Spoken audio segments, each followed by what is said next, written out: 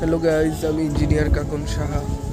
তো দেখতে পাচ্ছেন আমাদের আরেকটা প্রজেক্ট আরসিবিএম লুড বিয়ারিং প্রক্রিয়ায় তিনতলা ফাউন্ডেশনের কাজ দেখতেই পাচ্ছেন গাইজ। ফিনিশিং আসলে ফিনিশিং দেখে মনে হবে যে বহু বছর ধরে হয়তো মিস্ত্রি কাজ করতেছে, কিন্তু না।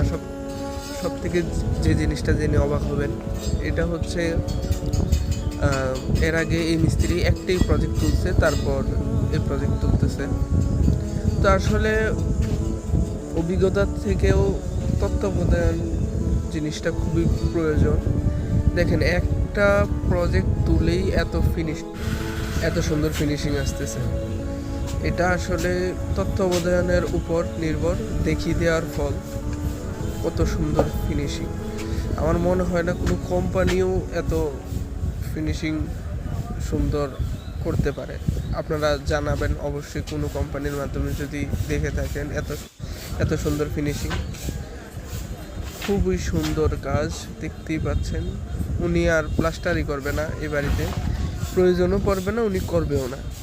দেখেন, খুবই সুন্দর।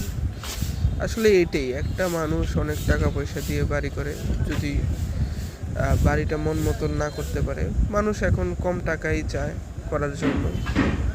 দেখেন কতটা সুন্দর ফিনিশিং। খুবই, মিস্ত্রিরও একটা ক্রেডিট দেওয়া লাগে যে ওও খুব শিখার আগ্রহ ছিল, যার কারণে এত সুন্দর বাড়ি করতে পেরেছে। খুবই আগ্রহবান মিস্ত্রি ছিল। খুবই সুন্দর কাজ, খুবই সুন্দর কাজ,